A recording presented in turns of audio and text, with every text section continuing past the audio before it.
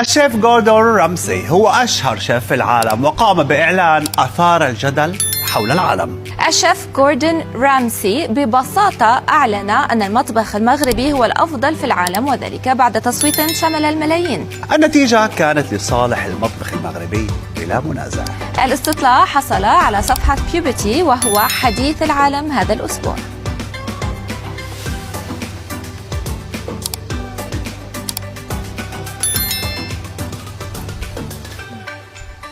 The number one cuisine across the planet is Moroccan cuisine. Has been crowned the champion. Congratulations to the Moroccan cuisine.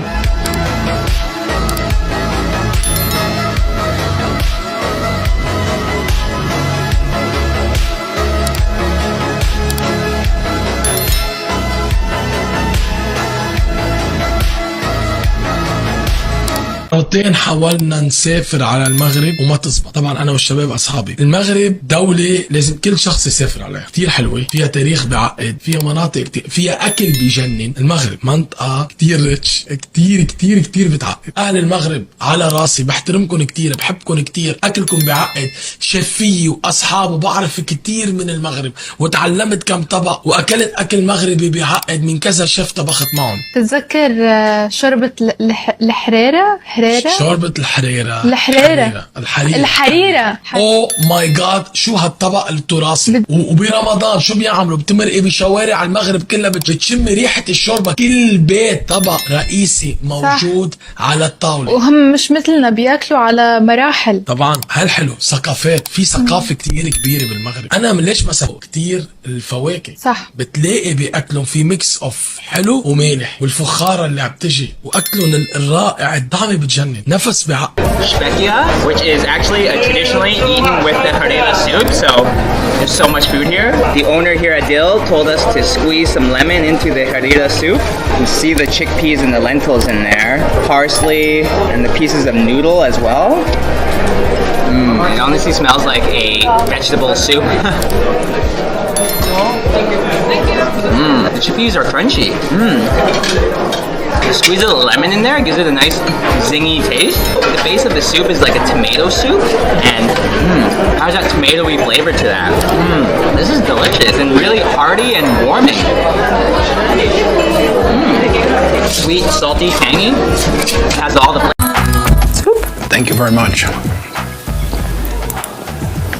Very good. Has like a tomato base to it. There's a little bit of a meat. Herbs, maybe parsley. I can't place the spice. I would take that to go. It's very good. Harira. Halila. It's hard to roll those R's. Very good. Harira. I'm not a big fan of soup, but I actually really enjoyed that. So I'll have to learn how to make that.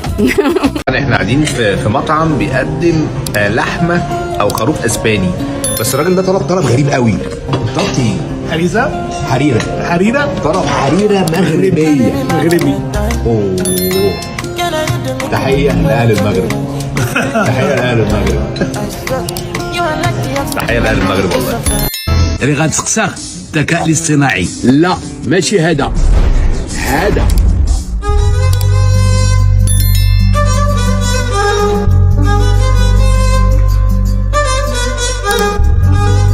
Harira Nadia. Bonjour, ChatGPT. Bonjour, chef Moha. Comment puis-je t'aider aujourd'hui? Comment on appelle le mélange de la farine et l'eau dans le harira? Le mélange d'eau et de farine qu'on utilise dans la harira s'appelle le tadouira. قولها لي بالدارجة. الخليط ديال الماء والدقيق اللي كنستعملوه في الحريرة كيتسمى التدويرة. والحريرة ديال من؟ الحريرة هي طبق مغربي أصيل. دوينا في الفيديو اللي فات على قصة غنوب الطوطة مع الحريرة، وقلنا أصلها مغربي قح. هذا سنين غير مدن دوري السين تاريخ غنوب الطوطة طنجاوي بورو، وعاش في أيام المارينيين واللي كانت عاصمتهم هي فاس. مرحبا بكم في شهيوة وحكاية.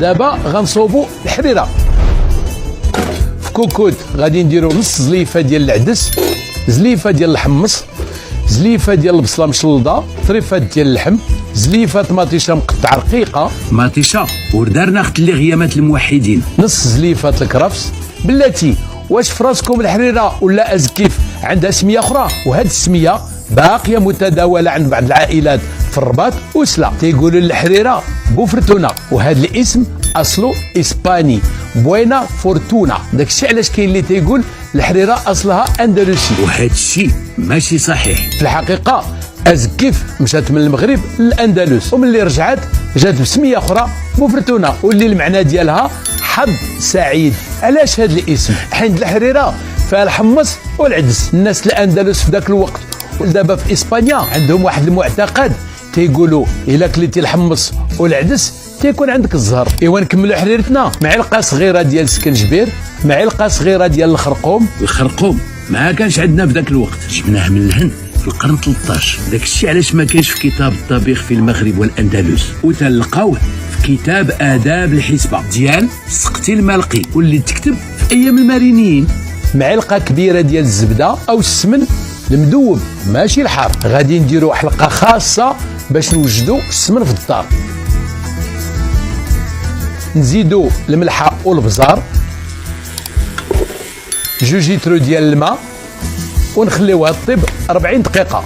ملي تطيب ندوروها. كاين اللي تيدور الحريره بالدقيق وكاين اللي تيدورها بالنشا، وممكن ندوروها حتى بالخضره محكوكه بحال البطاطا القريعه بجوجهم فيهم النشا. ممكن تحكوا اي خضره اخرى على حساب ذوقكم. الا بغيتوا تدوروا الحريره بالدقيق ديروا زليفات الدقيق في نص لتر ديال الماء بارد. عرفتوا علاش الماء بارد؟ باش ما يتكورش الدقيق. نزيدوا مركز طماطيشه والخليط الدقيق ونحركوا مزيان ونخليوها فوق عافيه مهيله 10 دقائق. من بعد نزيدوا زليفه ديال القزبور والمعدنوس وزليفه ديال الشعريه رقيقه، ونزيدوها 10 دقائق اخرى ديال الطياب. ايوا وجدوا شي حريره فهي طيبه عجيبه. احنا ندحليها كنا نهضروا نيجان وهران شوربه قبل سي شوربه. والله الراجل ده بيتكلم كلام زي الفل. شوربه حد الان البيوت الجزائريه يعرفوا الحريره. لاني نقول لك وهران كي تقول وهران شوربه. سي الحريره سي منا معناه عند خوتنا منا العربي. عاود نضلق طلع. سي الحريره سي منا معناه عند خوتنا منا. ايوه قلتش حاجه انا بقى. اسكت يا هو اللي بيقول. في كل عدد نجيب لكم وصفه جديده، ما تروحوش بعيد. نشوفوا الشيف بشرى اش طيبت لنا اليوم.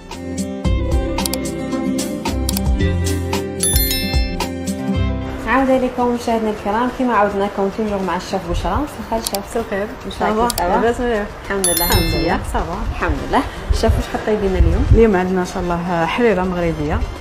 فوالا واش تحققوا فيها؟ نجيب بزاف لي زانغريديون فيها. عندنا شي حلوه. بصي كل الاكل المغربي انا في بدايه الجواز ما كنتش مستوعبه ولا فاهمه، ولا لان انا تراديشنال قوي في اكلي، يعني بحب الاكل اللي انا متعود عليه. يعني بحب البطاطس المحمره من وانا صغير عليها ملح وفلفل. أيوة. لما طلع الكاتشب ما فهمتوش. ده حسيت انه داخل يبوظ لي الدنيا. يعني انا بحب البطاطس عليها ملح وفلفل، ايه ده بقى؟ يعني ايه ده؟ فانت لما تيجي تقنعني بقى باكله لحمه بالقراصيه، ايه ده؟ فراخ بالزيتون والليمون ايه ده؟ كل الحاجات دي فضلت مثلا سنتين رافض اقرب لها. اوكي. وبعدين لما بقى بدات اخش اجرب لقيت الاكل التست بتاعه فظيع الحقيقه. يعني في رمضان قعدنا برضو نفس السنتين لازم هي بتعمل حريره وانا لسان عصفور. كل يوم يا عيني تخلص الحريره تعمل لسان عصفور، لغايه ما جيت في يوم كان عندي واحد صديقي فبقول له اجيب لك لسان عصفور، قال لي هو ما فيش حريره؟ قلت له لا في. لا في، احنا عندنا كل حاجه. في حريره. فقال لي طيب انا عايز حريره. فقلت لها هاتي له حريره. بقول لك ايه، وهاتي لي انا كمان حريره. قالت لي اشمعنى؟ قلت لها هجرب. ومن ساعتها بقت الحريره بالنسبه لي هي الشوربه المقدسه في رمضان بصراحه. يعني لا في بقى اكله مغربي لازم اقول لك عليها. ايوه. لان الاكله دي بعد ما مراتي اتعلمتها قالت لي انا هعمل لك بقى النهارده لحمه بالقراصيه. فقلت لها سوري يا فندم، لحمه بالقراصيه، هم بيسموها لحم بالبرقوق. هي اللي هو القراصيه عندنا احنا اللي هو القراصيه. فانا قلت لها ايه العبث ده؟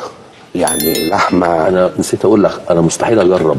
والله مستحيل اجرب. وبص انا كنت زيك كده، ما كنتش اساسا اتخيل فكره الحادق والحلو دي مع بعض، استحاله. انا دخلت المستشفى لان كنت في بلد مراتي وبعدين باكل مسقعه اكتشفت ان فيها زبيب. اتلخبطت المعده فتعبت. لا بص بقى، اللحمه بالقراصيه دي والله العظيم يا بيومي لو دقتها اللي هتطلبها بعد كده، يعني هتقول لي بعد كده لما يبقى عندك لحمه بالقراصيه قول لي. عندنا يعني في زمايل لينا بدون ذكر اسماء يعني. تهزمنا يا حماده. طيب حبيب قلبي انت تنور يا حبيب قلبي، انت تنور والله. جاهز للاكل المغربي؟ قد ما حكيت عن المغرب، قد ما بحب التاريخ المغربي والثقافه المغربيه والمغرب، خلينا نبلش بالاكل المغربي. مشروع منزلي بسيط، اكل مغربي من اهل مغاربه موجودين بالامارات، يعني عم ناخد نفس من اهل البلد. وما حدا ما بيحب الشاي المغربي والحلويات المغربيه. ولما نشوف، هبلش بالحلو لما نشوف هاي بنعرف عن شو عم نحكي وعن شو الحلويات المغربيه. طبعا يمكن تحسوا فيها شجر كتير بس هيك بيعملوها. Look, I mean it just looks delicious, right? This is the reason to come back many times to the port. Wow. That is absolutely delicious. That was one of the best pizzas I've ever eaten. Putting a slice of that on my menu back home in London, you'd have to charge in excess of £100. It's delicious. The shock for me is that for the boys, it's a staple. They eat that every day. That's the big surprise. The luxuriousness of those mushrooms sandwiched between two slices of dough. Brilliant. Now, معكم هاد الحريره المغربيه، حريره ماروكان. دوك في الوسط تاع الفيديو نحكي لكم القصه تاع هاد الحريره. اول حاجه نبدا بها، نجيب زوج حبات طوماطيس يكونوا ملاح ويكونوا حمرين، نديرهم في كاسروله يطلقوا رواحهم في الماء. قادير هنايا عندي مغرف كبيره طماطم مصبره، زوج مغارف كبار عدس، زوج مغارف كبار شوربه، 3 مغارف كبار حمص، شويه كرافس، شويه قزبر، شويه معدنوس، حبه بصل مليحه، كميه تاع زيت، وعندي لي زيبيس كركم، بابريكا، حرور، قرفه، سكنجبير، والطوماطيس هايله بعد ما تفات صاي طلقت روحها. نجيب لا كوكوس مينيت ندير فيها هذاك العدس بيه بالماء تاعه، وندير السمن والحمص وندير الزيت، ومن بعد نديرهم على جهه، ونجيب الروبو ندير فيه البصل، نقطع الكرافس والقزبر والمعدنوس ونديرهم ينطحنوا في الروبو حتى الحريره الماروكان ما نطحنوها لا في الرحى، ما نصفوها ما حتى شي حاجه، ناكلوها كيما راهي. تستغربوا علاش العدس البنات العدس في الحريره هذه ماروكان ما تحس بيش كاع بلي فيها العدس. شوفوا هنا بعد ما طحنتهم نعاود نرد هذيك لا كوكوس مينيت، ندير كل شيء تما في لا كوكوس مع الحمص والعدس ولا الطماطم مصبره، ندير في لي زيبيس. البنات هذه الحريره كيفاش جاتني باش نديرها؟ انا ما كانش تدخلي كاع نهائيا، كي نشوفها نقول حريره فيها العدس باينه بلي ما تجيش بنينه، ومنهم ليه ما كانش عندي الجرأه كاع باش نجرب. هذا هو البروبليم تاعنا البنات، ما نجربوش. هذه الحريره جربتها اختي وعيطت لي قالت لي هذا جربتي حريره ماروكان ولا جامي؟ قلت لها جامي، قلت لها ما جاتنيش باش ندير فيها العدس وكاع.